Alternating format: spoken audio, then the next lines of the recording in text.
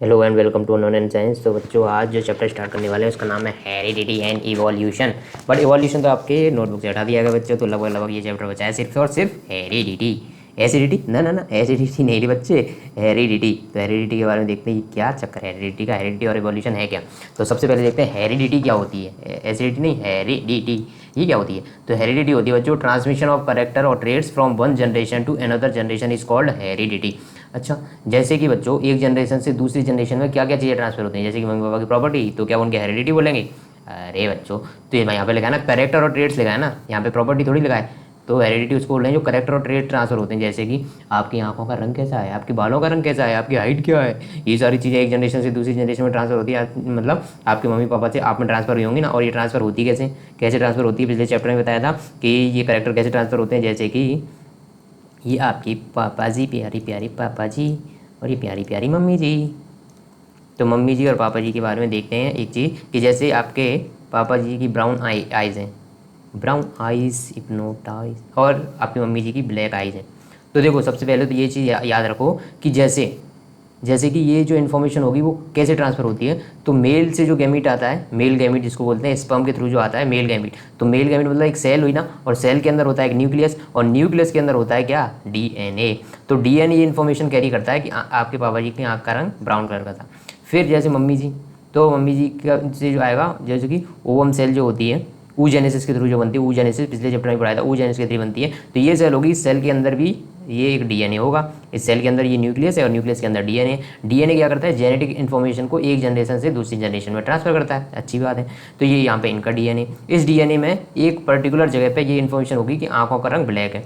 अब ये दोनों की वजह से जायगोट बनेगा बाद में, और जायगोट से जैसे आप पूरे बन चुके हो, पूरे एम्ब्रियो बन गया, फिर उसके बाद क्या होना, फीटस, फिर फीटस बनने के बाद चाइल्ड, चाइल्ड बनने के बाद ग्रो होते होते जैसे आपकी तरह बड़ा बच्चा बन गया। तो अब उसके अंदर ये दोनों इन्फॉर्मेशन रहेंगी, ये दोनों इन्फॉर्मेशन रहेंगी। अब इनमें से ऐसा तो हो नहीं सकता कि ब्राउन और ब्लैक को मिला के एक बीच में कुछ कलर मिल जाए, वैसे ही आँख आपकी है। तो ये मतलब इनमें से कौन सा करेक्टर शो होगा, या तो ब्लैक आइज होंगी या ब्राउन आइज होंगी। तो बच्चों कौन सा करेक्टर शो होगा ये डिपेंड करेगा कि इनमें से दोनों, इन दोनों डीएनए में से कौन सा ज़्यादा पावरफुल है, कौन सा ज़्यादा पावरफुल है। तो जो ज़्यादा पावरफुल होगा वो ही करेक्टर आप में से हो जाएगा, मतलब जो ज़्यादा पावरफुल होगा उसको बोलते हैं डोमिनेंट, डोमिनेंट हो जाएगा। और दूसरा जो है वो हो जाएगा रिसेसिव, दूसरा जो है वो हो जाएगा रिसेसिव। तो डोमिनेंट में तो आपको समझ में आ गई बात। डोमिनेंट में क्या होता है कि डोमिनेंट में ये होता है बच्चों कि जो डोमिनेंट करेक्टर होता है वो आपको शो हो जाता है, और रिसेसिव होगा वो देखो अब इसके अंदर दोनों जीन्स प्रेजेंट रहेंगी। ऐसा तो नहीं है कि जो मम्मी से जीन मिली वो नहीं रहेगी, रहेगी तो वो भी, और ये भी रहेगी जो डोमिनेंट है। बट शो कौन सी कर पाएगी अपने आप को, जो डोमिनेंट है। दूसरी वाली रहेगी साथ में पर वो अपने आप को शो नहीं कर पाएगी, ऐसी बात ध्यान रखो आप। ठीक है, तो ट्रांसमिशन। अच्छा एक चीज़ और मैं बता दूँ आपको कि जितनी भी सारी सेल होती हैं जिनको सोमेटिक सेल बोलते हैं, सोमेटिक सेल, सोमेटिक सेल उन सेल्स को बोला जाता है बच्चों जो कि अपने रिप्रोडक्शन में पार्टिसिपेट नहीं करती। और सोमेटिक सेल के, सॉरी सोमेटिक सेल हाँ बोल रहा हूँ अभी, तो इनमें जो डीएनए होगा तो सोमेटिक सेल्स का डीएनए होगा। इसके अलावा जो सेल्स होती हैं उनमें जो डीएनए होता है वो होता है जो सेक्स सेल बनाता है, सेक्स सेल बनाता है, इनको सेक्स गैमीट भी बोल सकते हैं। इनमें क्या होता है, यही जो इन्फॉर्मेशन कैरी करते हैं। अब इनमें बाकी सारी सेल्स में तो जो अपने ह्यूमन बींग्स होते हैं उनमें 46 होते हैं, 46 क्रोमोसोम होते हैं। पर जो सेक्स सेल होती है वो डिवीजन के टाइम पे क्या कर लेती है, 23 इसमें रह जाते हैं सेल डिवीजन के टाइम। और इसमें सेल डिवीजन किसके थ्रू होता है, मियोसिस की प्रोसेस के थ्रू होता है। मियोसिस एक ऐसी प्रोसेस है जिसमें सेल डिवीजन के बाद जो सेल्स बनती है उसमें जो क्रोमोसोम की संख्या है वो रह जाती है आधी। तो यहाँ पर 23 होंगे, क्योंकि फादर से 23 मिलेंगे, मदर से भी 23 क्रोमोसोम मिलेंगे, तभी तो आपको 46 मिलेंगे ना। यदि इनके पास भी 46 होते ऑलरेडी और इनके पास भी 46 होते तो 46 इंटू 2 हो जाते ना फिर तो आपके पास। बट ह्यूमन बींग तो होते हैं 46, मतलब इसका मतलब ये हुआ कि जब गैमीट फॉर्मेशन होता है, गैमीट फॉर्मेशन के टाइम पर इनमें क्रोमोसोम की संख्या है जो आधी रह जाती है, क्रोमोसोम का नंबर हाफ रह जाता है, 23। तभी तो जब ये जाइगोट बनाएंगे तो उनमें 46 हो जाएंगे। तो ये सारी तो आगे पीछे की कहानी मैंने आपको बता दी। बट मेन जो बताने का इंटेंशन ये था कि जो करेक्टर और ट्रेड्स वन जनरेशन से सेकंड जनरेशन में ट्रांसफर होते हैं उसी को बोला जाता है हेरिडिटी।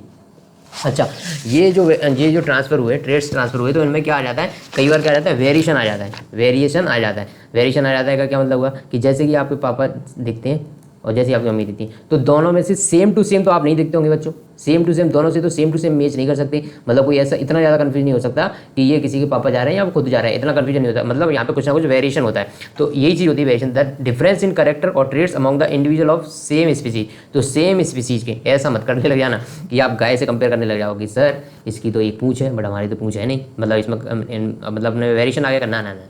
आप ह्यूमन बींग हो तो ह्यूमन बींग से ही कंपेयर करोगे। जैसे कैसे ह्यूमन बींग से कंपेयर करोगे कि जैसे कि आपने देखा कि कई सारे ह्यूमंस होते हैं जिनके ईयर लोब्स होते हैं ना, वो फ्री होते हैं, मतलब जो कान के नीचे का जो पार्ट होता है, देखो ये देखो ईयर लोब जो क्या होते हैं, जैसे कि ये फ्री ईयर लोब है, फ्री है ना, यहाँ पे अटैच नहीं है, और ये देखो क्या चिपके हुए है ना, ये एकदम चिपके हुए हैं, तो ये फ्री नहीं है, इनको बोलते हैं अटैच्ड ईयर लोब, ये अटैच्ड है और ये फ्री ईयर लोब है। तो आपने देखा होगा कि ज़्यादातर जो ह्यूमंस होते हैं उनमें कैसे होते हैं, फ्री ईयर लोब होते हैं। तो इन करेक्टर को देख के आप क्या बता सकते हो कि जो फ्री ईयर लोब होते हैं वो कैसे करेक्टर होंगे, ज़्यादातर में वो होंगे डोमिनेंट करेक्टर, तभी तो ज़्यादातर ह्यूमन बींग में कैसे पाए जाते हैं, फ्री ईयर लोब पाए जाते हैं, ऐसे अटैच नहीं पाए जाते। ये बात समझ में आ गई। अब देखो वेरिएशन, यही तो वेरिएशन हुआ कि ये भी ह्यूमन बींग है, ये भी ह्यूमन बींग है, ये भी, बट सब में क्या है, देखो सब ह्यूमन बींग में जो ईयर लोब का शेप है वो डिफरेंट है, मतलब ये क्या हो जाएगा, वेरिएशन हो जाएगा।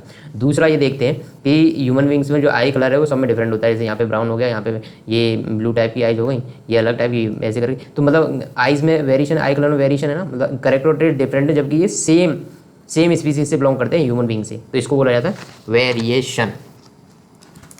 ठीक है, अब देखते हैं जेनेटिक्स क्या होता है। Genetics is the branch of science, genetics is the branch of science which deals with the study of heredity and variation. तो अभी अपन ने हेरिडिटी एंड वेरिएशन पढ़ा, इनकी स्टडी जिस ब्रांच ऑफ साइंस में की जाती है उसी को जेनेटिक्स बोला जाता है, उसी को क्या बोला जाता है, जेनेटिक्स, उसी को क्या बोला जाता है, जेनेटिक्स।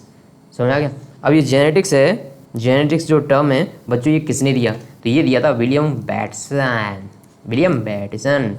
क्रिकेट का बैट, फिर बैट के सन, क्रिकेट का बैट होता है ना, उसके छोटे छोटे बच्चे हुए तो बैट्सन नहीं है, नहीं, इनका नाम है विलियम बैटसन, इन्होंने ये टर्म कॉइन किया था, इसका नाम था जेनेटिक्स। पर एक फिर आ गए थे फादर ऑफ जेनेटिक्स, जैसे कि कुछ लोग होते हैं ना, एक किसी पर्टिकुलर फील्ड के एकदम बोलते हैं ना इनको, ये तो इस फील्ड के फादर हैं साहब, तो ऐसे ये इस फील्ड के फादर हैं, कौन से, जेनेटिक्स फील्ड के जो फादर हैं उनका नाम क्या है, ग्रेगर जोहन मेंडलसर। बड़े सम्मान के साथ नाम लीजिएगा बच्चों, इन्होंने बहुत मेहनत करी थी, और इसी मेहनत के दम पे इन्होंने जितने भी अपन आप आज की डेट में समझते हैं ना, करेक्टर वगैरह, वेरिएशन वगैरह, कितने वेरिएशन आया, कैसे आया, उसके पीछे की सारी साइंस इन्होंने एक्सप्लेन करी थी, इन्होंने स्टार्टिंग करी थी, ऐसे बोल सकते हो, बाद में एक्सपेरिमेंट होते रहे, नई नई चीज़ें खुलती है, बट इन्होंने स्टार्टिंग करी थी। तो इनका नाम विज्ञान की दुनिया में बड़े ही सम्मान के साथ लिया जाता है, और इनको बोला जाता है महाराज धीराज ग्रेगर जोहन मेंडल। तो महाराज धीराज नहीं बोलते, इनका नाम है ग्रेगर जॉन मंडल सर, तो इन्होंने ही बताया था, इनको ही फादर ऑफ जेनेटिक्स बोला जाता है। विलियम बैटसन ने जेनेटिक्स जो टर्म है उसका इजाद किया था, मतलब उनको ये टर्म इन्होंने दिया था। तो जेनेटिक्स क्या होता है ये समझ में आ गया। फिर आता है बच्चों कि जैसे कि अब देखो, अभी आपने देखा मैंने ईयर लोब का एग्जांपल दिया, तो ईयर लोब क्या था, एक ट्रेट या करेक्टर था, एक ट्रेट या करेक्टर था जो ह्यूमन बीइंग में डिफरेंट था, किसी में फ्री ईयर लोब थे, किसी में अटैच थे। ऐसे ही दूसरे जो आइज़ का कलर था उसमें वेरिएशन था। तो मतलब जो करेक्टर और ट्रेट्स होते हैं वो दो टाइप के हो सकते हैं, दो टाइप में उनको डिवाइड कर सकते हैं। एक होते हैं एक्वायर्ड या फिर जिनको बोलते हैं सोमेटिक ट्रेट्स, और दूसरे जो होते हैं इनहेरिटेड ट्रेट्स, एक्वायर्ड ट्रेट्स और इनहेरिटेड ट्रेट्स। तो एक्वायर्ड ट्रेट्स वो होते हैं बच्चों जिनको ना तो इनहेरिट किया जा सकता है ना ही ट्रांसफ़र किया जा सकता है, इनको सिर्फ एक्वायर किया जा सकता है। जैसे कि नॉलेज हो गई बच्चों, नॉलेज, एक डॉक्टर का बच्चा डॉक्टर बनेगा क्या, उसको सेम नॉलेज हो जाएगी क्या, नहीं, उसको भी पढ़ाई करनी पड़ेगी, उसको भी अननोन एंड साइंस में आगे नीट की तैयारी करनी पड़ेगी। हो गया ना प्रचार, कर दिया ना सर आपने अपना प्रमोशन, हाँ कर दिया बच्चों, कर दिया। तो अननोन एंड साइंस में आगे वो जब नीट की प्रिपरेशन करेगा तब जाके वो डॉक्टर बनेगा। ऐसा नहीं है कि उसके पापा डॉक्टर हैं तो वो भी डॉक्टर बन जाएगा, उसको अननोन एंड साइंस में आगे पढ़ाई करनी पड़ेगी। तो नॉलेज हो गया। कोई जैसे कि आप प्लेयर कोई होता है, जैसे प्लेयर हो गया, कोई अच्छा बैट्समैन है, कोई अच्छा स्पोर्ट्स में, जैसे कि बैडमिंटन अच्छा खेलता है, कोई क्रिकेट अच्छा खेलता है, तो कोई वॉलीबॉल अच्छे खेलता है। तो ऐसा नहीं है कि उसके बच्चे भी सेम चीज़ को एक्वायर करना, नहीं, उनको ये मेहनत करके एक्वायर करनी पड़ेगी, इसलिए उनको मिल नहीं सकती। जैसे कोई अच्छी गाड़ी चलाना जानता है, एक रेसर है वो, तो क्या उसके बच्चे भी हो जाएंगे रेसर? नहीं, बिल्कुल नहीं होंगे, उनको मेहनत करके अच्छे। और जैसे कि कोई अपने लड़कियां जो होती हैं अपने कान में पियर्सिंग करवाती हैं, और वहाँ पे कुछ पहनती रहती है ना कान में, तो पियर्सिंग करवाती हैं मतलब होल बनवाती हैं एक। तो बताओ क्या उनके बच्चों में भी ये करेक्टर अपने आप आएगा क्या? उनके कानों में भी पियर्सिंग अपने आप हो जाएगी? नहीं होगी।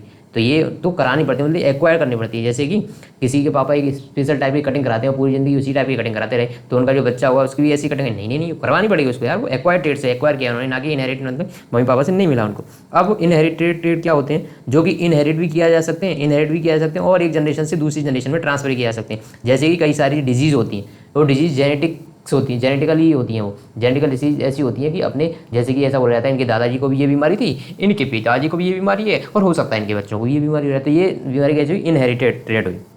ठीक है, तो these are inherited from parents,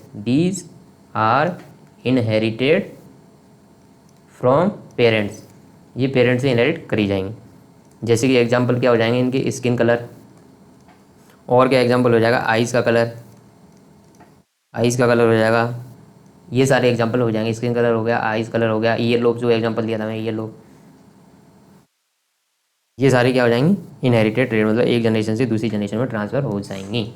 okay, तो वेरिएशन जो मैंने अभी बताया था उसकी इंपॉर्टेंस क्या है, वेरिएशन होने से क्या हो जाता है। तो नंबर एक तो ये होगा advantage of variation in individual are, advantage क्या होगा, क्या एडवांटेज होगा वेरिएशन का वो देखते हैं। It brings adaptation in individual, तो मैंने जो पिछला चैप्टर पढ़ाया था उसमें एक एग्जांपल दिया था कि जैसे कि कई बैक्टीरिया होते हैं जो कि पानी में सर्वाइव कर रहे हैं और ग्लोबल वार्मिंग की वजह से धीरे धीरे टेम्परेचर बढ़ गया, तो टेम्परेचर में वेरिएशन धीरे धीरे आएगा, हर साल थोड़ा थोड़ा टेम्परेचर बढ़ेगा, तो जो बैक्टीरिया होंगे जो उनकी आने वाली जनरेशन होगी उनमें ऑलरेडी इतनी कैपेबिलिटी विकसित हो जाएगी, वो हाई टेम्परेचर पर रह पाएंगे, इनकी आगे वाली जनरेशन होगी और हायर पर रह पाएंगे। तो इस वजह से क्या हुआ कि अब सर्वाइव करना इनका ईजी हो जाएगा, तो हाई टेम्परेचर पर सर्वाइव करना, मतलब इन्होंने एडप्ट कर लिया ना।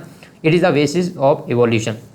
इवोल्यूशन क्या होता है वैसे, इवोल्यूशन ये होता है बच्चों कि कोई नया ही करेक्टर डेवलप हो जाए। ऐसा बोला जाता है जो जिराफ था ना, जीरा, उसकी गर्दन पहले छोटी हुआ करती थी पर धीरे धीरे घास खत्म हो गई और उससे ऊपर पेड़ों से जाके टहनियों से कुछ कुछ पत्तियां खानी पड़ती थी, मतलब धीरे धीरे ऐसे करके उनकी गर्दन लंबी हो गई। तो ये क्या हुआ, एक तरह से इवोल्यूशन आ गया ना, पहले उसकी गर्दन छोटी थी फिर बाद में पूरा इवोल्यूशन मतलब पूरा चेंज हो गया और वो गर्दन बड़ी हो गई उसकी, ऐसी मतलब पूरी तरह से डिफरेंट नई चीज़ें कुछ बन जाती है, उनको इवोल्यूशन हो जाता है। थर्ड पॉइंट क्या, इट हेल्प्स इन सर्वाइवल, जैसे कि ये बैक्टीरिया है, बैक्टीरिया के सर्वाइवल में हेल्प करते हैं ना, बैक्टीरिया सर्वाइवल में हेल्प कर रहे हैं ना, तो सर्वाइवल में हेल्प कर रहे हैं, तो ये हो जाएगा। एक्वाइटेट्स इनहेरिटेट्स मैंने बता दिया, इनका पढ़ लेना वैसे यहाँ से।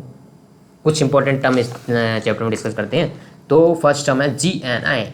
GNA, what is DNA? DNA is thread like structure which carries information of our character और ट्रेड्स। तो जो कैरेक्टर और ट्रेड्स थे जैसे कि आंखों का कलर, ये लोग वगैरह, ये एग्जांपल रिपीट कर करके देता रहूँगा, देखते हो, हाइट वगैरह, तो ये सारी चीज़ें ये इन्फॉर्मेशन को जो कैरी करती हैं, तो ये थ्रेड लाइक स्ट्रक्चर होती हैं जो कि कहाँ मिलेंगी, जैसे कि ये सेल है, सेल के अंदर ये है अपना न्यूक्लियस, ये सेल, ये न्यूक्लियस, और न्यूक्लियस के अंदर होते हैं बच्चों डीएनए, यहाँ पे होते हैं डीएनए। इनिशियली जब सेल डिवाइड नहीं हो रही होती तो ये स्कैटर्ड फॉर्म में रहते हैं, ऐसे बिखरे हुए रहते हैं, स्कैटर्ड फॉर्म में, स्कैटर्ड फॉर्म में रहते हैं। तो स्कैटर्ड फॉर्म ऑफ डीएनए को बोलते हैं, स्कैटर्ड फॉर्म ऑफ डीएनए को बोला जाता है बच्चों chromatin, scattered form of DNA को बोला जाता है chromatin, scattered form of DNA को क्रोमेटिन बोला जाता है। जबकि जब सेल डिवाइड होने वाला होता है ना, तो ये कॉइल्ड एंड कंडेंस हो जाते हैं, जैसे ये बिखरे हुए पड़े ना, फिर इसके बाद क्या हो जाएंगे, ऐसे करके ये पूरे के पूरे कंडेंस हो जाएंगे और ऐसे करके कॉइल बना लेंगे और कंडेंस फॉर्म में मिलेंगे, कॉइल एंड कंडेंस फॉर्म में मिलेंगे। इसको बोला जाएगा फिर क्रोमोसोम। बट ये कब होगा, जब सेल डिवाइड होने वाला होगा तब ये कंडेंस एंड कॉइल फॉर्म में आ जाते हैं, तब इनको बोला जाता है क्रोमोसोम। अब देखो ये पूरा डीएनए, ये पूरा डीएनए इस टाइप का डबल स्ट्रैंडेड स्ट्रक्चर होती है, या फिर इसको डबल हेलिकल स्ट्रक्चर बोला जाता है। डबल हेलिकल स्ट्रक्चर, ऐसे दो हेलिकल बने हुए ना, तो ये डबल हेलिकल स्ट्रक्चर इसको बोले। अब इसका हर कुछ ना कुछ पार्ट है वो एक पर्टिकुलर इन्फॉर्मेशन कैरी करता है, तो एक particular part of DNA which carry some information which passes from parents to children. तो डीएनए का कुछ पार्ट होता है जो एक पर्टिकुलर इन्फॉर्मेशन कैरी करता है, जैसे कि इस पार्ट में जैसे कि आई की इन्फॉर्मेशन है कि आई का कलर कैसा होगा, जबकि डीएनए का ये पार्ट है जिसमें ये इन्फॉर्मेशन है कि हाइट क्या होगी। डीएनए का तीसरा पार्ट है जिसमें कोई दूसरी ईयर लोब की इन्फॉर्मेशन है। तो जो पार्ट ये इन्फॉर्मेशन कैरी करते हैं उनको बोला जाता है जीन्स। जीन्स क्या बोला जाता है, जीन। तो ये जीन हो गई जो आई कलर को बताएगी, ये जीन हो गई जो क्या बताएगी, ये भी क्या बताया था यहाँ पे हाइट बता दो, और यहाँ पे और वो कोई करेक्टर ये लोग हो गया उसका, ये सारी चीज़ें मतलब एक पर्टिकुलर पार्ट ऑफ डीएनए जो इन्फॉर्मेशन कैरी करता है पर्टिकुलर करेक्टर की, उसको बोला जाता है जीन। तो लगभग ह्यूमन बीइंग में 20,000 जीन्स पाए जाते हैं बच्चों, कितने 20,000 जीन। तो जीन समझ में आ गया, क्रोमोसोम समझ में आ गया, क्रोमेटिन आ गया, डीएनए आ गया। तो एक सेल के अंदर बच्चों, एक सेल के अंदर जो डीएनए मिलता है बच्चों अपने को, वो लगभग 2.2 मीटर लॉन्ग होता है, 2.2 मीटर लॉन्ग होता है। समझ आ गया, कोई बात नहीं, समझ में नहीं आया तो कोई बात नहीं। अब बात करते हैं haploid and diploid, haploid and diploid. तो एक चीज़ मैं बताता हूँ आपको, ये जैसे कि ये है अपना सेल और ये इसका न्यूक्लियस और इसके अंदर है अपना डीएनए। सेक्स सेल को छोड़ के जितने भी सेल होते हैं, सेक्स सेल को छोड़ के जितने भी सेल होते हैं ह्यूमन बीइंग में, उनके हर एक के डबल डबल पेयर पाए जाते हैं। जैसे कि ये वन है, ये भी वन है, ये वन है, ये वन है। इसका मतलब क्या हुआ कि जो काम ये वाला डीएनए कर रहा होगा सेम काम ये वाला डीएनए करेगा। तो सर दो होने का मतलब क्या है, दो होने का मतलब ये है कि बच्चों जब मैंने बताया था गैमीट फॉर्मेशन होता है, तो गैमीट में एक इन्फॉर्मेशन आती है पेरेंट्स मतलब मेल से, एक आती है फीमेल से। जैसे कि आई कलर की इन्फॉर्मेशन मेल से भी आएगी और आई कलर की इन्फॉर्मेशन फीमेल से आएगी। अब डिपेंड करेगा इन दोनों में से कौन सा डोमिनेंट है, वो करेक्टर आगे शो हो जाएगा। बट इन्फॉर्मेशन तो दोनों से आई ना, इन्फॉर्मेशन तो दोनों से आई, तो मतलब हर एक करेक्टर के लिए हर एक करेक्टर के लिए, मतलब हर एक करेक्टर के लिए जो डीएनए होता है, करेक्टर के लिए वैसे डीएनए रिस्पॉन्सिबल नहीं होता, जीन्स रिस्पॉन्सिबल होते हैं जो कि इस पे पाए जाते हैं। तो इस डीएनए पे जो भी जीन्स होंगे वो जीन्स इस पे भी होंगे, दूसरे पे भी होंगे, सेम होंगे, बट एक आ रहा होगा मेल से, एक आ रहा होगा फीमेल से। तो सेम वर्क के लिए 2 डीएनए प्रेजेंट है, इसी चीज़ को बोला जाता है, ऐसे अपने ह्यूमन बींग्स में कितने होंगे 23 तक होंगे, तभी तो ये 46 हो जाएंगे क्योंकि 23 पेयर्स हो। इसी को बोला जाता है बच्चों हैप्लॉइड। जबकि जो सेक्स सेल होते हैं, जो सोमेटिक सेल होते हैं, उनमें एक काम के लिए एक ही डीएनए होगा, जैसे कि 1 2, इसमें पेयर्स नहीं होंगे। अच्छा, पेयर्स क्यों नहीं होंगे ये कोई बता सकता है? बिल्कुल बता सकते हैं बच्चों, क्योंकि एक जो डीएनए है ये वाला कहाँ से आ रहा होगा, जैसे फादर से आ रहा होगा तो ये 23 तक यहाँ होंगे, और जो दूसरा होगा वो मदर से आ रहा होगा तो 23 यहाँ पे होंगे। पर जैसे ही क्या हो जाएगा, ये बना लेंगे अपना, ये फर्टिलाइज हो जाएंगे, कॉम्बाइंड हो जाएंगे, उसके बाद जो क्या बनेगा अपना फीटस वगैरह बनते हैं, एम्ब्रियो वगैरह बनते हैं, वहाँ पर ये दोनों फिर आ जाएंगे। फिर हर एक सेल में 2 होंगे, हर एक काम के लिए 2 डीन रेस्पॉन्सिबल होंगे, तो ये हैप्लॉइड हो जाएंगे। तो सिर्फ ह्यूमन बीइंग में सेक्स सेल को छोड़ के या गैमीट्स को छोड़ के जितने भी सेल होते हैं उनमें हैप्लॉइड डीएनए ही होता है, मतलब हर एक के लिए 2 डीएनए मिलते हैं। अब कौन सा कैरेक्टर शो होगा वो डिपेंड करेगा इनमें से डोमिनेंट कौन है। कोई दिक्कत तो नहीं होनी चाहिए बच्चों, कोई दिक्कत तो नहीं होनी चाहिए। तो सेक्स सेल को छोड़ के सभी में डाइप्लॉइड पाया जाता है। डाइप्लॉइड, डाई मतलब डबल हो गया ना, डाई मतलब 2। हैप्लॉइड में क्या होता है, सिर्फ एक ही होगा, और एक किसमें होते हैं, जर्म सेल, जिसमें गैमीटीज में। तो हैप्लॉइड डाइप्लॉइड में अंतर समझ रहा है। जीन्स क्या होती है मैंने अभी बता दिया। अच्छा ओके, अब देखो ये क्या लिखा है, पहले इसको पढ़ के बताओ। तो तुम तो वो पढ़े हो भाऊ सोने वाले ज़माने के हो ना, तुम तो पढ़े हो अले ले ले ले ले ले बेबी को क्या हुआ, अले ले ले ले ले नहीं है ये, इसको एलील्स बोलते हैं, एलील। अच्छा एलील क्या होता है, ये बताओ आप मुझे कि ये एलील क्या है, ये एलील क्या है।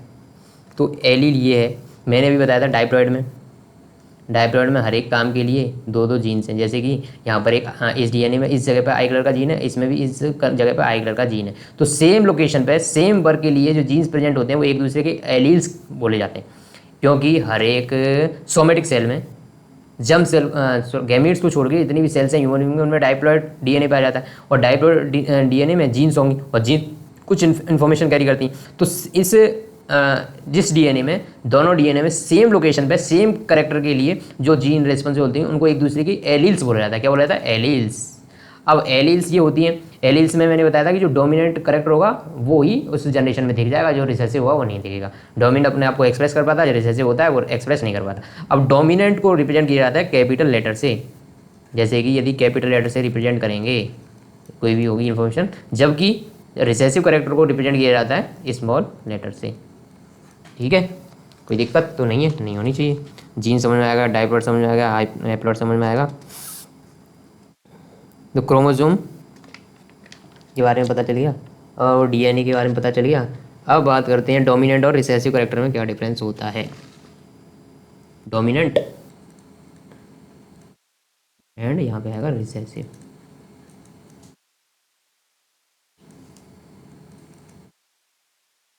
Found in more quantity, found in less quantity। More quantity का मतलब क्या हुआ कि ये ज़्यादातर में ये डोमिनेंट करेक्टर पाया जाएगा। जैसे कि मैंने ईयर लोब्स के बारे में बताया था, ईयर लोब्स में आप ज़्यादातर ह्यूमन्स बीइंग में क्या देखते हो, उनके अटैच ईयर लोब्स होते हैं, फ्री होते हैं। तो फ्री होते हैं बच्चों, फ्री होते हैं, तो वो डोमिनेंट करेक्टर हो गया एक तरह से। अभी आगे भी अपन पढ़ने वाले हैं कि जो मेंडल साहब ने एक्सपेरिमेंट किए थे उनमें कैसे डोमिनेंट और रिसेसिव को था। तो डोमिनेंट वो होता है जो अपने आप को एक्सप्रेस कर पाता है, और रिसेसिव अपने आप को एक्सप्रेस नहीं कर पाता। दूसरा जो हो गया, dominant alleles are stronger. Obviously यदि स्ट्रॉन्गर होंगे तभी तो अपने आप को एक्सप्रेस कर पा रहे हैं। ठीक है, तो dominant allele are stronger between 2 allele. इन 2 अलील में से जो स्ट्रॉन्गर होगा वही तो अपने आप को एक्सप्रेस कर पाएगा। जबकि रिसेसिव अलील क्या होंगे, रिसेसिव एलील्स ये क्या होंगे, वीकर होंगे। ओके, इनको कैपिटल लेटर में लिखा जाएगा डोमिनेंट को, और इनको लिखा जाएगा स्मॉल लेटर में। इसमें भी कोई दिक्कत नहीं होनी चाहिए आपको, तो स्मॉल लेटर में लिखा जाएगा। जैसे कि जो मेंडल साहब ने जो क्या प्लांट्स लिए थे ना, उनमें टॉल को, यदि कोई टॉल था तो उसको कैपिटल लेटर से रिप्रेजेंट कर रहे थे, जबकि स्मॉल वाले को उन्होंने स्मॉल लेटर से रिप्रेजेंट किया था। ये हो गया रिसेसिव करेक्टर। ये हो गया ड्वार्फ प्लांट, ये होता है डोमिनेंट करेक्टर, यानी कि टॉल प्लांट जो थे डोमिनेंट थे तो उनको कैपिटल लेटर से रिप्रेजेंट कर रहे थे, और जबकि दूसरे वाले को स्मॉल लेटर से रिप्रेजेंट कर रहे थे। अब एक टर्म आती है इसमें, होमोजाइगस एंड हेट्रोजाइगस। होमोजाइगस क्या होते हैं कि जो एलील्स जो एलील्स सेम टाइप के होंगे, जैसे कि ये टॉल टॉल दोनों सेम टाइप के हैं ना, तो उसको बोलते हैं होमोजाइगस कंडीशन। इस कंडीशन को क्या बोलते हैं बच्चों? Homozygous condition. जब सेम टाइप के एलील्स मिलते हैं तो उसको बोलते हैं होमोजाइगस कंडीशन। जैसे कि ये दोनों टॉल है तो होमोजाइगस, ये भी होमोजाइगस कंडीशन है क्योंकि दोनों ड्वार्फ है ना यहाँ पे, तो ये हो जाएगी होमोजाइगस कंडीशन। और हेट्रोजाइगस किसको बोलेंगे? जब एक टॉल हो एक ड्वार्फ हो, इसको बोलेंगे हेट्रोजाइगस। इसको क्या बोलेंगे? हेट्रोजाइगस। क्यों बोलेंगे हेट्रोजाइगस? क्योंकि यहाँ पे एक टॉल है एक ड्वार्फ है, एक टॉल है एक है ड्वार्फ, एक टॉल एक ड्वार्फ।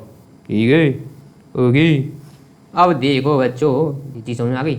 अब एक चीज़ और मैं आपको बताना चाहूँगा बड़े प्यार से, बड़े हृदय से अपने से, वो ये है कि डोमिनेंट रिसेसिव तो समझ में आ गया, हेट्रोजाइगस होमोजाइगस भी समझ आ गया। अब बात करते हैं genotype and phenotype. Genotype and phenotype. Phenotype से मतलब होता है physical appearance. Physical appearance, physical appearance मतलब अभी मैंने टॉल और ड्वार्फ के बारे में बताया था ना, तो जो टॉल दिख रहे हैं उनकी मतलब जो जो मतलब दिखती है चीज़ें उनको बोला जाता है फिनोटाइप। मतलब फिजिकल अपीयरेंस क्या है, जो टॉल है या ड्वार्फ है कैसे हैं वो, तो देखने पे कैसे दिख रहे हैं वो फिजिकल अपीयरेंस होती है उनकी फिनोटाइप। जबकि जीनोटाइप होता है मतलब जीन्स की क्या इन्फॉर्मेशन है, जैसे कि अभी मैं बताता हूँ जीन की इन्फॉर्मेशन क्या है और टोटल की इन्फॉर्मेशन क्या है। तो जैसे कि एक एग्जाम्पल देखो, जैसे कि ये 3 एग्जाम्पल मैं दे रहा हूँ, इसमें दोनों कैपिटल टी है फर्स्ट, सेकंड में दोनों स्मॉल टी है, थर्ड में दोनों ये कैपिटल एक स्मॉल है। तो अब ये बताओ, ये हटा देते हैं, इन सब प्लांट्स में से यदि मैं बताऊँ इनका फिनोटाइप क्या होगा, तो फिनोटाइप ये होगा कि इसमें से कितने टॉल हैं, कितने टॉल हैं और कितने हैं ड्वार्फ, इनका जो रेशियो होगा इसको बोलेंगे फिनोटिपिक रेशियो। तो इसमें कितने टॉल होंगे, ये भी टॉल होगा और ये भी टॉल होगा, थर्ड वाला भी टॉल होगा क्योंकि इसमें एक कैपिटल टी है, मतलब वो डोमिनेंट करेक्टर है। तो टॉल हो गए 2 और ड्वार्फ कितना है, सिर्फ 1, क्योंकि इसमें दोनों ही रिसेसिव करेक्टर है। तो ये हो गया इसका फिनोटिपिक रेशियो। जबकि जीनोटाइप रेशियो बताना हो तो जीनोटाइप रेशियो, जीनोटाइप मतलब इसमें जीन्स किस किस टाइप की, जी यहाँ तो सिर्फ टॉल और उससे रिप्रेजेंट कर रहे थे, जबकि यहाँ पे जीन्स किस किस टाइप की, तो इसमें किस टाइप की जीन है, इसमें दोनों टॉल है तो टॉल वाली एक हो गई, ओके। फिर इसमें दोनों टी टी है तो ये एक टाइप की इन्फॉर्मेशन होगी, इसमें एक टी एक क्या स्मॉल टी है तो ये दूसरी टाइप की इन्फॉर्मेशन होगी। थर्ड में क्या, दोनों टी टी है। मतलब देखने पे तीनों जीन्स में डिफरेंस पता चल रहा है ना, यहाँ पर भले ही ये दोनों प्लांट टॉल हैं बट जीन की इन्फॉर्मेशन तो दोनों में डिफरेंट है ना। एक में दोनों टी थी इस वजह से टॉल दिख रहा है, एक में एक ही टी था तब भी वो डोमिनेंट था ना, टी तो कैपिटल टी डोमिनेंट था तो इसीलिए इसमें वो टॉल दिख रहा है। बट एक्चुअली में तो जीन्स की इन्फॉर्मेशन तो डिफरेंट है ना दोनों में, जबकि फिजिकल अपीयरेंस तो सेम है। तो ये जीनोटाइपिक और फिनोटाइपिक रेशियो जो आता है वो यहाँ से आता है। जीनोटाइप में तो जीन्स की इन्फॉर्मेशन की बात करी जाती है, जबकि फिनोटाइप में सिर्फ उनकी फिजिकल अपीयरेंस की बात करी जाती है, फिजिकली दिख कैसे रहे। हेट्रोजाइगस होमोजाइगस हो गया था। अब बच्चों स्टार्ट कर देते हैं कि जो मेंडल साहब ने एक्सपेरिमेंट किए थे बच्चों, उसमें उन्होंने पी प्लांट्स लिया था, और उस पर उन्होंने एक्सपेरिमेंट किए थे। पी प्लांट्स में पी प्लांट्स में एक्सपेरिमेंट किए थे। तो सबसे पहला क्वेश्चन तो आपके दिमाग में ये आना चाहिए था पर आता नहीं। सर आपके दिमाग में क्वेश्चन कहाँ आते हैं, ये क्वेश्चन कहाँ आते हैं, तुम्हारे दिमाग में नहीं आते ना। तो मैं भी बता देता हूँ कि उन्होंने पी प्लांट ही क्यों चूज़ किया। तो सबसे पहली जो वजह थी इसकी कि जो ये प्लांट होते हैं ना, these plants can be easily grown. एक मोनेस्ट्री में रहते ये थे और वहाँ पे इन्होंने इजीली उसके गार्डन में इनको ग्रो कर दिया और इनको मेंटेन करना भी इजी था। नंबर 2, इनमें क्या होगा, इनका लाइफ स्पेन जो होता है वो शॉर्ट होता है, शॉर्ट लाइफ स्पेन होगा तो जल्दी से इनकी सारी चीज़ें होंगी, मतलब इनको कितना लंबा होना है, कितने ड्वार्फ रहेंगे, किस टाइप के फ्लावर आएंगे, ये सारी चीज़ें जल्दी जल्दी देखने को मिल जाएगी ना, क्योंकि इनकी लाइफ स्पेन शॉर्ट है। थर्ड क्या होगी, ये होते हैं ये सारे पेड़ होते हैं बाइसेक्सुअल होते हैं। मतलब बाइसेक्सुअल होने का मतलब समझ में आ रहा है, मतलब मेल और फीमेल प्लांट एक ही जगह होता है, मेल और फीमेल एक ही प्लांट में होते हैं तो बाइसेक्सुअल भी होते हैं।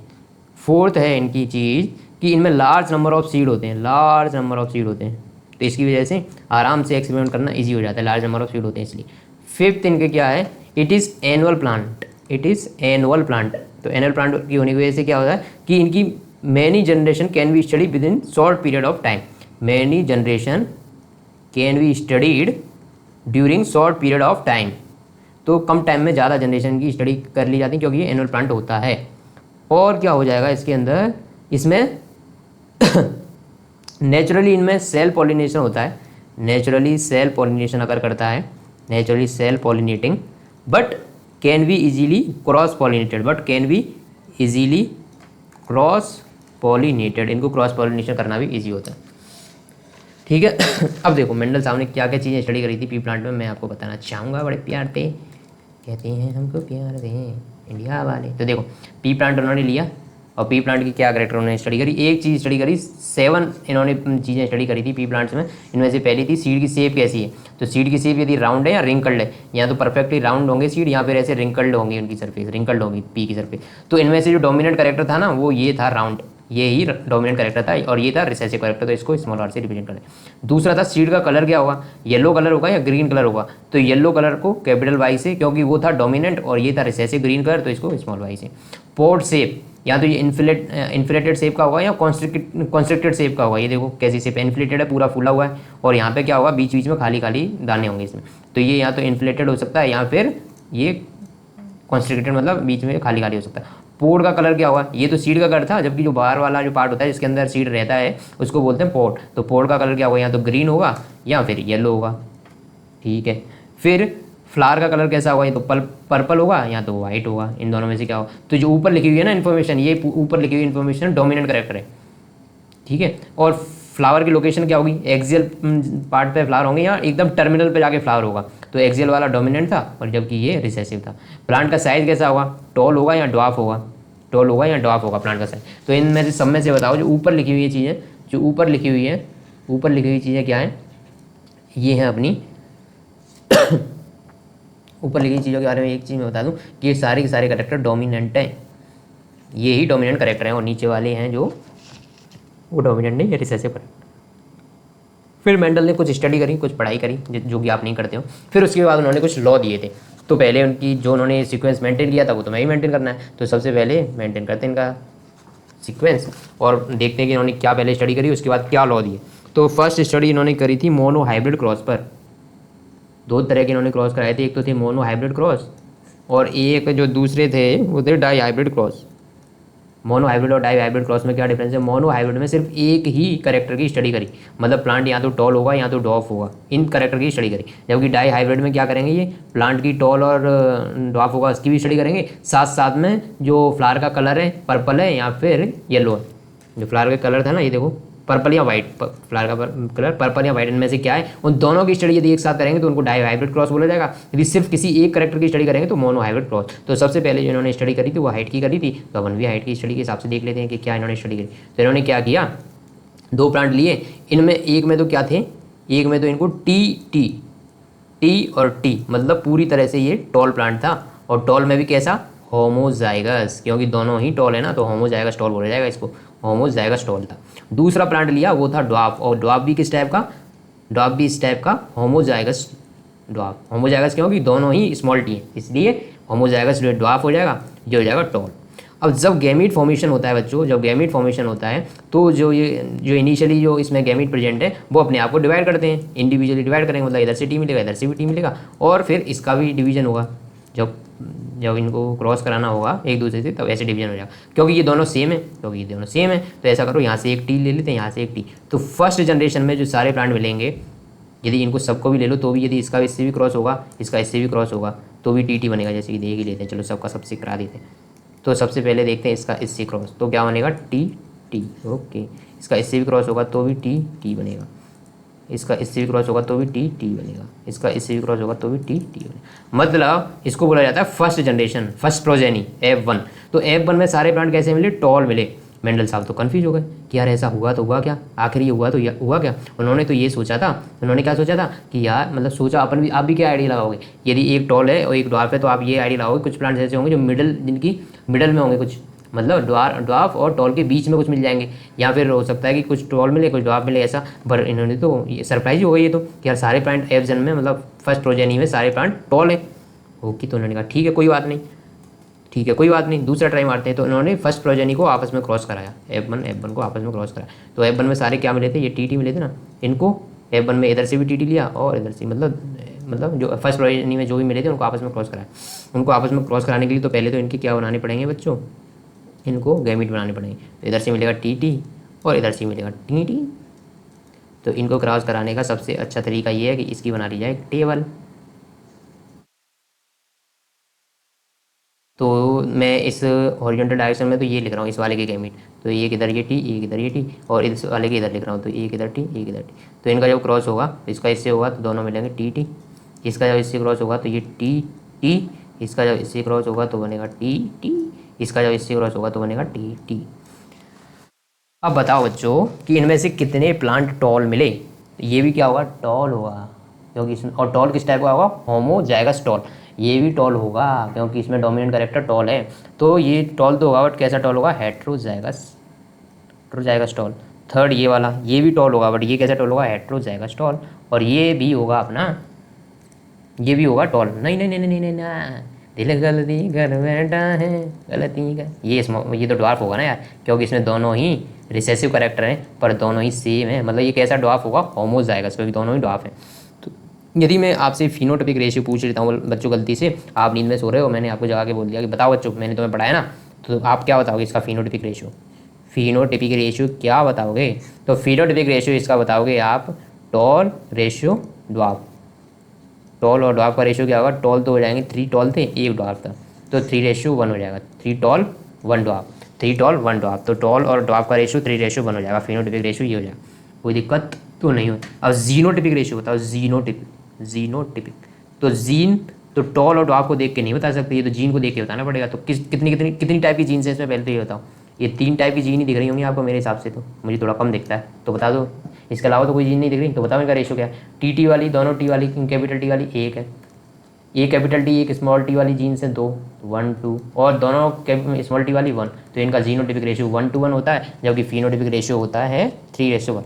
अब कोई आपसे ये पूछ ले कि इसमें ड्वार्फ कितनी परसेंटेज है और टॉल कितनी परसेंटेज है, टॉल कितने परसेंटेज है, यदि परसेंटेज निकालना आता है क्या, नहीं सर हमें तो नहीं आता, तो मैं बता देता हूँ। तो जो टॉल के सामने रेशियो लिखा है वो कितना है, 3, और टोटल कितना है इन दोनों का, 3 और 1 4, मतलब टोटल में से तो परसेंटेज निकालते हैं, इंटू 100 कर देना, तो ये टॉल का रेशियो आ जाएगा। ये आप करोगे इसको तो ये हो जाएगा 75% टॉल है।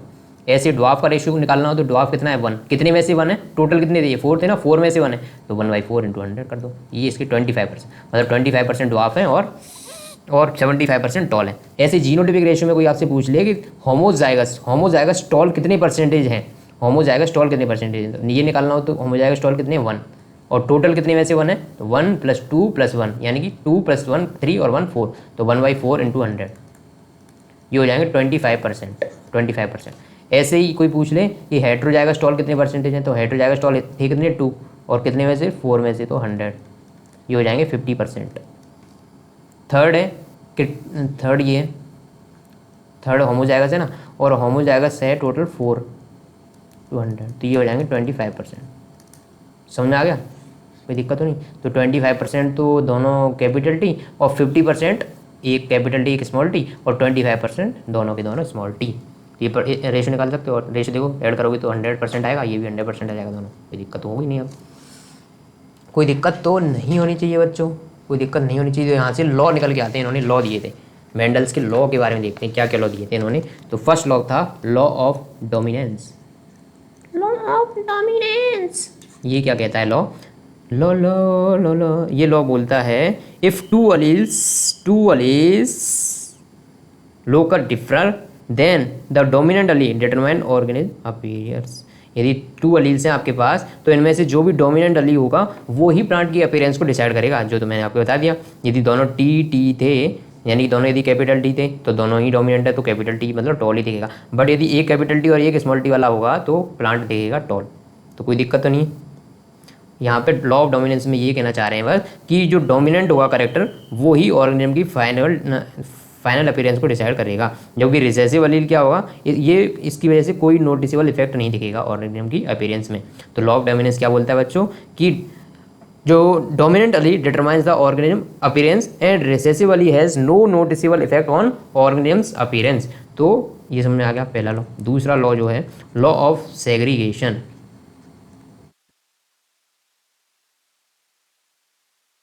ये बोलता है बच्चों कि 2 alleles for a heritable character, 2 alleles for a heritable character separate during gamete formation and end up in different gamete। क्या कहना चाह रहे हैं यहाँ पे कि 2 alleles for heritable character separate during gamete formation. तो जो गैमीट फॉर्मेशन के दौरान गैमीट फॉर्मेशन के दौरान क्या होता है, जो टू एलील्स होते हैं वो हेरिटेबल करेक्टर को डिफरेंट करते हैं और उनसे डिफरेंट एलील मिलते हैं, डिफरेंट गैमीट बनते हैं। जैसे कि क्या कहना चाह रहे हैं, देखिए एकदम समझा देता हूँ। जैसे कि मैंने अभी एग्जांपल दिया था, यहाँ पे जब देखो, जब गैमीट फॉर्मेशन हो रहा है तो दोनों गैमीट सेपरेट हो रहे हैं ना, टॉल टॉल, ये यहाँ पे टॉल टॉल, दोनों सेपरेट हुए ना, और सेपरेट होने के बाद इनमें क्रॉस हुआ। तो यही बस बताना चाह रहे हैं कि जब भी ऐसे क्या होना होता है, जब टू एलील्स हेरिडेटेड करेक्टर के लिए बनने होते हैं तो वो गैमीट फॉर्मेशन के दौरान अलग अलग हो जाते हैं। गैमीट फॉर्मेशन के दौरान क्या हो जाते हैं, अलग अलग हो जाते हैं। बस ये बताना चाह रहे हैं। थर्ड लॉ जो था वो है लॉ ऑफ इंडिपेंडेंट असॉर्टमेंट। ये लॉ क्या कहता है, each part of alleles segregates independently of other part of allele during gamete formation। इसमें क्या होता है कि ईच पार्ट ऑफ एलील जो होता है वो सेग्रीगेट इंडिपेंडेंटली होता है other part of allele during gamete formation. मतलब ये कहना चाह रहे हैं कि कैपिटल टी और स्मॉल टी का बनना इस दूसरे वाले कैरेक्टर पे पूरी तरह से डिपेंड, मतलब पूरी तरह से इंडिपेंडेंट है। ऐसा नहीं है कि कैपिटल टी के साथ कैपिटल टी ही आएगा या फिर स्मॉल टी के साथ स्मॉल टी ही आएगा, कैपिटल टी के साथ स्मॉल टी भी आ सकता है। मतलब ये इंडिपेंडेंट होते हैं कैरेक्टर, किसके साथ कौन किसका कॉम्बिनेशन बनेगा ये एक दूसरे पे डिपेंड नहीं करते। मतलब टी टी आएंगे तो इसका मतलब ये नहीं कि हमेशा टी टी आएंगे, मतलब कैपिटल टी के साथ स्मॉल टी आएगा, ऐसा जरूरी नहीं है। स्मॉल टी के साथ स्मॉल टी आएगा ये भी जरूरी नहीं है, कैपिटल टी के साथ स्मॉल टी भी आ सकता है। इसका मतलब ये एक दूसरे पे डिपेंड नहीं करते, सब इंडिपेंडेंट होते हैं, यही बताना चाह रहे हैं कि each part of alleles segregates independently of other part of allele. तो एलील का हर एक पार्ट इंडिपेंडेंट होता है दूसरे पार्ट से, बस ये कहना चाह रहे हैं लॉ ऑफ इंडिपेंडेंट असॉर्टमेंट में। और लॉ ऑफ सेग्रीगेशन क्या था कि alleles for a heritable character separates, तो जो एलील होता है वो हेरिटेबल करेक्टर के लिए जो रेस्पॉन्सिबल होता है वो क्या होता है, सेग्रीगेट होता है, यानी कि सेपरेट होता है ड्यूरिंग गैमीट फॉर्मेशन। तो गैमीट फॉर्मेशन के दौरान जो एलील होगा जो हेरिटेबल करेक्टर को एक जनरेशन से दूसरे जनरेशन में लेके जाएगा, वो क्या हो जाते हैं, वो डिफरेंट गैमीट बनाते हैं। कब, जब उनको हेरिटेबल करेक्टर को एक जनरेशन से दूसरी जनरेशन में ट्रांसफर करना होता है। बेसिकली जब गैमीट फॉर्मेशन होता है तो वो इंडिपेंडेंट मतलब अलग अलग हो जाते हैं, मतलब टी और टी यदि है तो गैमीट फॉर्मेशन के दौरान वो अलग अलग सेग्रीगेट हो जाएंगे। लॉ ऑफ डोमिनेंस में क्या होता था कि जो डोमिनेंट करेक्टर होता है वो ही फाइनल अपीयरेंस में शो होता है, जबकि रिसेसिव करेक्टर फाइनल अपीयरेंस में नहीं दिखता है। अभी तक मोनो हाइब्रिड क्रॉस देख लिया अपन ने, अब डाई हाइब्रिड क्रॉस के बारे में देखना होगा तो अपने को जाना होगा दूसरी वाली, अरे दूसरी पीपीटी किधर गई, यहाँ पे मैंने ये ऐड किए थे, मिल जा किधर गई रे तू, मिल जा किधर गई पीपीटी, मिल जा पीपीटी तू किधर चली गई है, तुझे ढूंढ के रहूँगा मैं, चाहे कुछ भी हो जाए, चाहे कुछ भी हो जाए, चाहे कुछ भी हो जाए, चाहे। अरे वो पता नहीं कहाँ चले गए। चलो मैं इसमें समझा देता हूँ आपको, ये तो दिख रहा है ना। ये देखो इन्होंने इसमें क्या किया था बच्चों, अरे पेन नहीं चलेगा इसमें, चलो मैं ऐसे ही बताता हूँ। तो इन्होंने इसमें क्या किया था कि दो अलग अलग टाइप के कैरेक्टर को स्टडी किया था। तो जो कैपिटल आर यहाँ पे दिख रहा है ना, कैपिटल आर और वाई,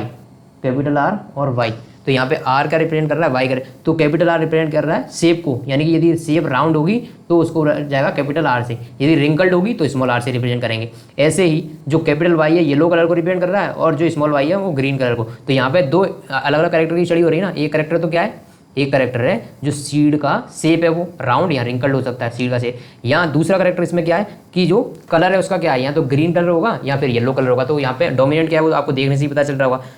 रेड कलर क्या है, राउंड शेप क्या है, डोमिनेंट है, तभी तो उसको कैपिटल आर से लिखा गया, और स्मॉल आर से किसको लिखा गया है, रिंकल्ड शेप को, रिंकल्ड को, ठीक है। ऐसे ही जो येलो कलर है वो डोमिनेंट है बच्चों, तभी तो इसको कैपिटल वाई से लिखा गया, और दूसरा जो स्मॉल वाई से रिप्रेजेंट किया है वो ग्रीन कलर है, ये आपको पता होना चाहिए। तो फर्स्ट जनरेशन में जो बनेगा वो कैसे, यार इसमें लिखा तो जा रहा नहीं, चलो मैं इसको भी खोल लेता हूँ साथ साथ में, यहाँ पे मैं लिख भी पाऊँगा। तो देखो इन्होंने क्या किया कि ऐसे करके ऐसे कर दिया। क्या बता रहे हो सर, ऐसे क्या कर दिया, जैसे कि आर वाई मतलब आर वाई मतलब ये राउंड और येलो इन्होंने लिए। दूसरे जो लिए थे वो लिए थे रिंकल्ड ग्रीन। तो जब गैमीट फॉर्मेशन होगा फर्स्ट जनरेशन में, तो यहाँ से तो आर ही बना लेते हैं, क्योंकि दूसरा भी कैपिटल आर है, तो इसलिए एक जब गैमीट फॉर्मेशन के दौरान तो ये सेपरेशन होगा। और जब इसमें से लेने की बारी आएगी येलो और ग्रीन में से, तो यहाँ पे तो सिर्फ येलो प्रेजेंट है, तो सिर्फ येलो आ जाएगा। ठीक है, 2 बार वाई वाई भी लिख सकते हैं, बट कोई मतलब नहीं है ना, क्योंकि यहाँ से भी आर आएगा, यहाँ से वाई वाई। ऐसे ही यहाँ सेम जब गैमीट फॉर्मेशन के दौरान सेग्रीगेशन होता है ना, वो इंडिपेंडेंट हो जाते हैं। यही बता रहा हूँ मैं, जब गैमीट फॉर्मेशन हो रहा है तो लॉ ऑफ सेग्रीगेशन इसी को बोलते हैं, कि जब दोनों डिफरेंट मतलब दोनों अपने आप को सेग्रीगेट करना स्टार्ट करते हैं, जो भी करेक्टर होते हैं वो। तो ऐसे बन गए। फिर इसमें जो फर्स्ट जनरेशन बनेगी वो कैसे बनेगी, ये वाली जनरेशन इससे टकराएगी, मुझसे टकराएगा बात मुद्दत की वो, और ये बन जाएंगे आर आर वाई वाई। तो बताओ ये कैसे टाइप के होंगे, फर्स्ट जनरेशन में सारे प्लांट कैसे होंगे, सारे प्लांट होंगे राउंड एंड येलो। एक बार मैं आपको वो 7 चीज़ दिखा देता हूँ, जो 7 मेंडल सामने दिए थे। ये देखो राउंड, ये देखो सीड का शेप जो राउंड होता है वो क्या होता है, डोमिनेंट करेक्टर होता है, जबकि रिंकल्ड होता है रिसेसिव करेक्टर। और सीड का जो कलर होता है वो येलो तो डोमिनेंट होता है, ग्रीन होता है रिसेसिव। तो सीड के कलर की और सीड के शेप की बात हो रही है यहाँ पे। तो फर्स्ट जनरेशन ये बन गई आर आर वाई वाई। अब फर्स्ट सेकंड जनरेशन बनाने के लिए फर्स्ट जनरेशन का ही क्या कराया इन्होंने, क्रॉस कराया। वो मैं भी दिखाऊंगा इसमें डायग्राम में भी, पर मैं भी बताता हूँ। जैसे फर्स्ट जनरेशन में सारे ये बने ना R R Y Y Y Y, दूसरी F1 जनरेशन से दूसरा ले लो और उनका ही तो आपस में क्रॉस कराना है। तो एक बार देखो क्या आएगा, आर के साथ वाई आएगा यहाँ पर। ठीक है, आर के साथ वाई आ गया, कैपिटल वाई आ गया। ठीक है, एक बार आर के साथ स्मॉल वाई भी आएगा, मतलब कैपिटल आर के साथ स्मॉल वाई, दूसरा ये बनेगा। थर्ड में देखो अब स्मॉल आर के साथ कैपिटल वाई आ गया,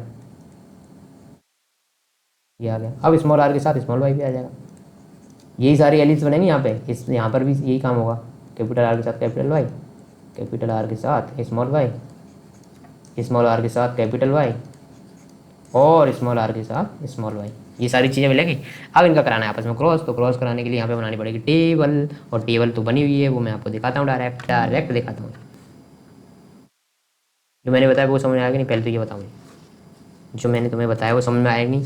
फर्स्ट जनरेशन में जो भी सारे प्लांट्स बने थे वो ये बने थे, और ये बनने का मतलब सारे के सारे राउंड एंड येलो थे। राउंड थे, इसका कैसे पता चला, इन दोनों को देख के पता चला ना, कि इन दोनों में डोमिनेंट कौन है, राउंड है, तो राउंड बने। और इन दोनों में डोमिनेंट कौन है, येलो, क्योंकि कैपिटल में लिखा है येलो, इसलिए येलो। तो राउंड एंड येलो बने यहाँ से, तो ठीक है ठीक है ठीक है। और दूसरे से बने, दूसरे वाले से बने, मतलब दूसरे वाले से बनेंगे अभी आर आर वाई वाई को इन्होंने क्या किया, आर आर वाई वाई, और यहाँ से भी आर आर वाई वाई। तो यहाँ से बनेगा R Y R Y R Y R Y. ठीक है, दोनों को बस करना कुछ नहीं है, एक बार आर को पकड़ना है उसके साथ दोनों को चिपका देना, इसका एक बार स्मॉल आर को पकड़ना है दोनों को चिपका देना उसके साथ। ये 4 यहाँ पे बनेंगे। अब 4 ये तो समझ आ गया, आगे ऐसे ही बना लोगे ना। अब देखो इन चारों को क्रॉस कराना हो तो क्या करोगे आप, ऐसी टेबल बनाओगे। यहाँ पे ये वाले इस ओरिजेंटल लाइन में लिख दो R Y R Y R Y और आर वाई, और इसको इसमें लाइन में लिख दो R Y R Y R Y और आर वाई। तो इस तरह से लिख दोगे इसको।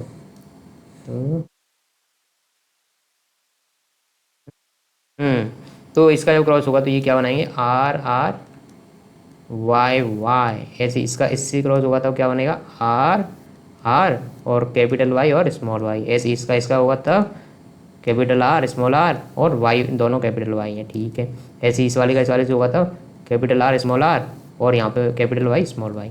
ऐसे इसका भी बना लो, इसका इन चारों से क्रॉस करा दें 1 2 3 4, तो इसका भी आ जाएगा आर आर वाई वाई। इसका इससे तो आर आर वाई वाई, इसका इससे तो आर आर वाई वाई, इसका इससे। अच्छा मैंने ये मतलब ऐसा मत सोच लेना कि इनको डायरेक्ट ऐसे क्यों नहीं लिख रहा, मतलब पहले आर वाई लिखूँ फिर ये वाला लिखूँ, ऐसा इसलिए नहीं लिख रहा क्योंकि बस उनको सेपरेट करके जमा रहा हूँ मैं आर आर करके। तो ये लास्ट वाले में क्या बनेगा, जब इस वाले का इस वाले से क्रॉस होगा तब कैपिटल आर स्मॉल आर और स्मॉल वाई स्मॉल वाई। ये सारी चीज़ लिख गई। तो अब मैं इसको टेबल में दिखा देता हूँ आपको ताकि ईजिली समझ पाओ। ये देखो वही चीज़ है यहाँ पे, वही चीज़ है। अरे ये क्या हो, ये सारी चीज़ें दिख रही हैं। तो फर्स्ट वाले में देखो क्या दिख रहा है, ये देखो ये क्या दिख रहा है। अब इनमें से ये बताओ कितने राउंड येलो हैं, कितने राउंड येलो हैं। तो देखो ये फर्स्ट वाला ये जो है ये राउंड येलो होगा क्योंकि इसमें दोनों राउंड भी कैपिटल आर भी कैपिटल में लिखा है और ये भी कैपिटल, तो ये राउंड येलो। दूसरा भी राउंड येलो होगा क्योंकि इसमें राउंड तो दोनों कैपिटल में, जबकि येलो में एक कैपिटल में। एक कैपिटल में होने का मतलब वो डोमिनेट करेक्टर है ना, और कैपिटल वाई किसको रिप्रेजेंट कर रहा है येलो कलर को। ऐसे ही थर्ड वाले में क्या होगा, राउंड एंड येलो। फोर्थ वाले में राउंड एंड येलो, इस वाले में भी राउंड एंड येलो। फिर ये ये जो इसके पिंक कलर में लिखा है वो राउंड एंड ग्रीन होगा, क्योंकि इसमें राउंड के लिए तो दोनों आर कैपिटल आर आ रहे हैं, बट जो दूसरा करेक्टर है वो ग्रीन को रिप्रेजेंट कर रहा है, क्योंकि दोनों रिसेसिव करेक्टर आ गए यहाँ पे। तो यदि मैं आपसे पूछूँ मतलब सेपरेट करके, तो आप इसको बताओगे होमोजाइगस राउंड कंडीशन वाला ये और होमोजाइगस ग्रीन कंडीशन वाला ये, होमोजाइगस ग्रीन कंडीशन। इसमें भी इसके बाद जो है इसमें भी आ जाएगा राउंड येलो, क्योंकि इसमें एक डोमिनेंट वाला ये, इसमें क्या आ जाएगा राउंड ग्रीन। ऐसे करके आप देखोगे तो इसमें टोटल 9 राउंड येलो बन रहे हैं, 1 2 3 4 5 6 7 8 9, तो 9 तो होगा इसमें राउंड येलो। और ये राउंड येलो बता रहा हूँ, इसका मतलब ये क्या है, इसका फिनोटिपिक रेशियो है, फिनोटिपिक है ना, फिजिकल अपीयरेंस कैसी दिख रही है उनकी। तो राउंड येलो कितने हो गए, राउंड येलो 9 राउंड येलो हो गए। चलो दूसरे टाइप के देखते हैं, दूसरे टाइप के हैं इसमें। ये वाला देखो, ये राउंड ग्रीन है, ये भी राउंड ग्रीन है, ये भी राउंड ग्रीन है। तो राउंड ग्रीन कितने हो गए 3, तो चलो लिख देते हैं राउंड ग्रीन कितने हो गए 3, राउंड ग्रीन 3 हो गए, ठीक है। थर्ड जो है राउंड की जगह आ जाएगा रिंकल्ड ग्रीन, तो ये हो गए राउंड ग्रीन 3 और राउंड येलो 1 है यहाँ पे, देखो आप देख भी सकते हो। चलो दिखा देता हूँ, राउंड ग्रीन सिर्फ ये वाला है लास्ट वाला, रिंकल्ड ग्रीन लास्ट वाला है, सिर्फ एक ही है। तो इससे क्या पता चलता है, देखो राउंड और येलो दोनों ही डोमिनेंट करेक्टर थे, दोनों ही डोमिनेंट करेक्टर थे, तो सबसे ज़्यादा प्लांट इसी के बने, राउंड येलो के। दूसरे में देखो, दूसरे में राउंड तो डोमिनेंट था बट ग्रीन रिसेसिव था, तो इसके 3 बने। बट थर्ड वाले केस में रिंकल्ड भी रिसेसिव था और ग्रीन भी रिसेसिव था, इसीलिए इसके सबसे कम प्लांट बने। तो इससे आपको क्या चीज़ पता चली यहाँ से, कि जो डोमिनेंट है वो अपने करेक्टर को ज़्यादा शो कर पा रहा है, हर जगह वो शो कर पा रहा है अपने करेक्टर को। तो समझ आया, इस तरह से ये हो गया आपका डाई हाइब्रिड क्रॉस। तो यहाँ से ये चैप्टर खत्म होने वाला था, पर एनसीईआरटी ने एक इसमें और जोड़ दिया मतलब टॉपिक, इसका नाम है सेक्स डिटर्मिनेशन। मतलब जो बेबी आपके पास आया है वो गर्ल होगा या बॉय होगा, उसको बोला जाता है सेक्स डिटर्मिनेशन करना बर्थ से पहले कानूनन अपराध है, नहीं करना चाहिए बच्चों, कानूनन अपराध है, नहीं कर सकते, करना चाहिए नहीं, कर ही नहीं सकते। यदि आपने किया तो सज़ा हो जाएगी, जेल की सलाखों के पीछे पहुंचने का इंतजाम हो जाएगा। तो देखते हैं, चलो सेक्स डिटर्मिनेशन क्या था। ह्यूमन बीइंग में टोटल कितने क्रोमोसोम होते हैं, 46 क्रोमोसोम, यानी कि 23 पेयर्स होते हैं। तो इनको ऐसे रिप्रेजेंट किया जाता है बच्चों, 23 पेयर्स को लिखा जाता है 23 प्लस XY या फिर 22 प्लस XX। ये मैंने क्या कर दिया, तूने क्या कर डाला, मर गया मैं मिटिया में, हो जी हाँ जी, कहीं मैं तेरी दीवानी। 23 पेयर्स होते हैं, ऑटोसोमल पेयर बोला जाता है इनको। 22 जो पेयर्स होते हैं उनको ऑटोसोमल पेयर बोला जाता है, जबकि जो लास्ट वाला पेयर है इसको बोला जाएगा सेक्स क्रोमोसोम। ये ही डिसाइड करेगा कि जो बच्चा है वो मेल होगा या फीमेल होगा। सेक्स क्रोमोसोम बोल दो इनको, गैमीट बोल दो इनको। ऑटोसोमल होते हैं वो, ऑटोसोमल वो होंगे जो कि बाकी सारे करेक्टर को डिसाइड करेंगे, मतलब इनके ये जो क्रोमोसोम होंगे उनमें सारी इन्फॉर्मेशन होगी, आई के कलर वगैरह, हाइट वगैरह, ये सारी इन्फॉर्मेशन तो ऑटोसोमल होगी, बट उसका जेंडर क्या होगा ये इन्फॉर्मेशन इन सिर्फ जो लास्ट में एक बचता है ना उसके पास होगी। अच्छा, ये टोटल 46 होते हैं क्रोमोसोम, बट मैंने क्या बताया था, जब सेक्स सेल बनते हैं तो उनके पास 23 पेयर्स नहीं 23 रह जाते हैं, मतलब वो आधे हो जाते हैं ना 46 से। और इस प्रोसेस को क्या बोलते हैं, इसमें ये आधे रह जाते हैं, उसको बोला जाता है मियोसिस, उसको मियोसिस बोला जाता है। तो 22 ऑटोसोम्स होते हैं और 1 होगा एक्स मतलब सेक्स क्रोमोसोम, तो ये टोटल 23 हो जाते हैं। ऐसे यहाँ पे ये टोटल 23 हो जाते हैं, टोटल 23 हो जाते हैं। अब देखो इनमें अपन देखते हैं सेक्स डिटर्मिनेशन कैसे होता है। तो सेम वही, जब सेग्रीगेशन हो रहा होता है तो दोनों गैमेट सेपरेट हो जाते हैं, इसी को बोला जाता है लॉ ऑफ सेग्रीगेशन। तो यहाँ पे ये सेग्रीगेट होंगे तो ये डिफरेंट है। अब इनका क्रॉस कराना है तो वही टेबल बना लो इनके लिए, ये बना ली टेबल। और यहाँ पर मैं लिख देता हूँ मेल गैमेट वाले, इस वाली लाइन में ये मेल गैमेट हो गए एक्स और वाई, और इधर लिख देता हूँ फीमेल गैमेट। अब देखो एक्स एक्स, ओके, तो एक्स एक्स बन जाएगा, इधर से एक्स एक्स तो ये भी एक्स एक्स बन जाएगा, इसका वाई से तो वाई एक्स वाई बन जाएगा, इधर से भी एक्स वाई तो इधर भी एक्स वाई बन जाएगा। तो इसमें 2 तो एक्स एक्स बन गए और 2 ही बन गए एक्स वाई, मतलब दोनों का रेशियो 1/1। तो चाइल्ड बेबी चाइल्ड होगा तब उसके गर्ल या बॉय होने की जो पॉसिबिलिटी है वो इक्वल है। कितनी है बताओ, जैसे कि इसमें एक्स एक्स वाले ये वाले थे ना, तो गर्ल होने की पॉसिबिलिटी कितनी है 1 है ना, ये 1 डिवाइडेड बाई टोटल कितने 2, तो 1/2। ऐसे बॉय होने की पॉसिबिलिटी 1/2, मतलब 100 में से करोगे तो ये 50% इसकी प्रॉबिलिटी, 50% इसकी। गर्ल या बॉय की प्रॉबिलिटी कितनी आ गई, दोनों की इक्वल है, दोनों की इक्वल है ना, गर्ल होने की पॉसिबिलिटी और बॉय। बट आपने देखा होगा बच्चों कि ज़्यादातर अभी तो नहीं, अभी जनरेशन में तो नहीं होगा ऐसा, बट आपसे भी बड़े आपके जो पेरेंट्स हैं उनकी जनरेशन में देखना कि लास्ट चाइल्ड जो होता है किसी भी फैमिली में वो जनरली आपको बॉय दिखेगा, जनरली बॉय दिखेगा। यहाँ पर एक समाज का काला सच उद्घाटित करना चाहूँगा बच्चों में आपके सामने कि समाज अपने लड़के को जिंदा रखने के लिए कई लड़कियों की बलि दे चुका होता था, और जब लास्ट में उसको सेक्स डिटर्मिनेशन के थ्रू पता चल जाता था कि ये लड़का है तब उसको पैदा होने दिया जाता था। तो लास्ट जो बच्चा था ज़्यादातर घरों में लड़का था। तो इसके पीछे क्या रीज़न है बच्चों, बताए ना कितना समाज में अत्याचार चल रहा है। ये समाज है कि क्या है, समाज है कि क्या है, समझ में आ रहा है। समाज की काली सच्चाई यही है बच्चों। तो यहाँ पे देख लिया आपने, एक्स एक्स होगा, ये एक्स एक्स, यहाँ पे ये एक्स वाई, ये भी एक्स है। तो मतलब लड़का होने की पॉसिबिलिटी लड़की होने की पॉसिबिलिटी इक्वल होती है। और जो कि अभी ये सेक्स डिटर्मिनेशन तो मतलब आप बता सकते हैं, ये थ्योरी तो बता सकते हो, बट सेक्स का आइडेंटिफिकेशन करना अभी गवर्नमेंट ने बैन कर दिया पूरी तरह से। आपको पता नहीं कर सकते, आप यदि पता करते हो तो कानूनी अपराध है ये। थैंक यू सो मच बच्चों, बाय बाय।